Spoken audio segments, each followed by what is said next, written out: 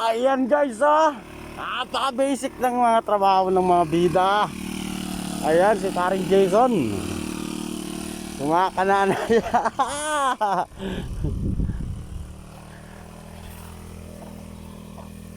Para hindi ba mabigat yan? Hindi ba mabigat yung ano mo? Okay, gabagal lang to, 40 kilos lang. 40 kilos lang pala, magaan. Pero sa ating mga ano, magaan lang yan. Pero sa iba mabigat yan. Yan Iba talaga si parang Jason, malupit.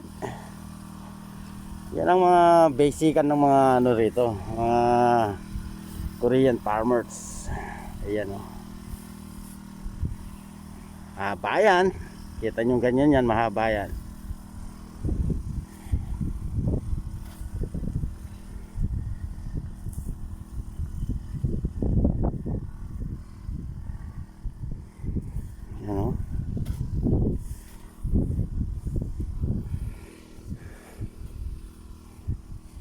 Basic guys, basic lang.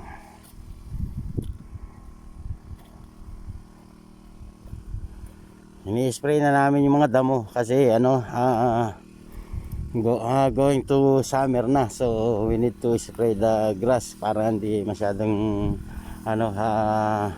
lumabong kumbaga.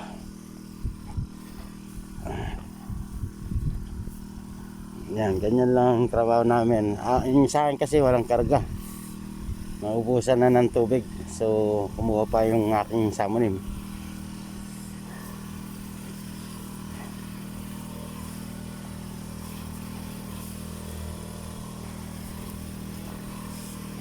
Ayan. Shoutout mo yung mga co-farmers natin. Shoutout po sa mga Apalit farmers dyan. Yan. Especially laban lang. Ayan. Mag-ingat po tayo, mainit na yung panahon. Ayan, mag-ingat lagi at magdala lagi ng tubig para maiwasan natin yung dehydration dito sa South Korea kasi sobrang hinit na ngayon. Kasi I feel right now the hot.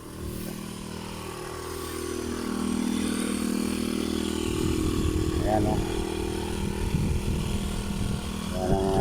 gaano kabigat yan, 40 kilos. Can you imagine guys, 40 kilos, pero yun nga, napaka basic lang sa mga bida. Ayan, ang ganda niyan doon sa dulo.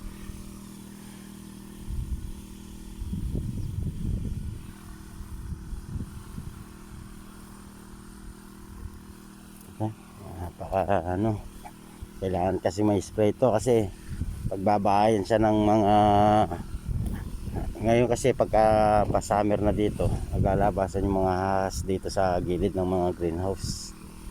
Kaya kailangan just to maintain na walang damo talaga para nga safe tayo.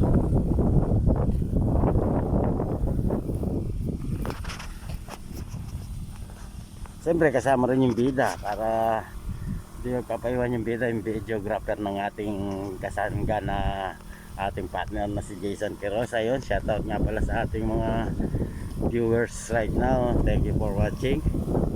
And of course kay Mayor Jun Tetango, thank you so much for giving opportunity sa mga Apaliteños.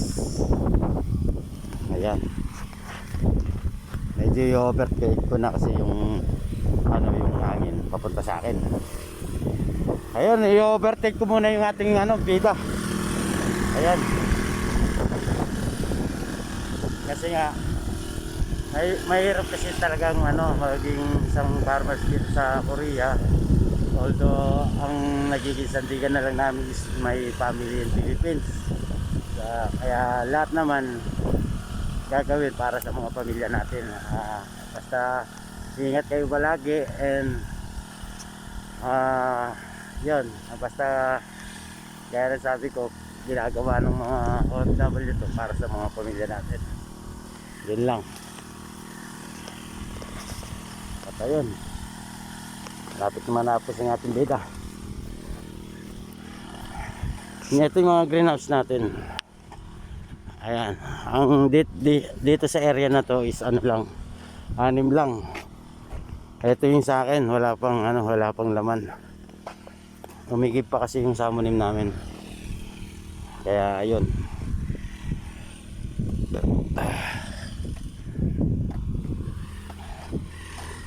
Ganyan lang, tiis-tiis lang, tiyaga lang. Para sa mga loved ones natin sa Pilipinas.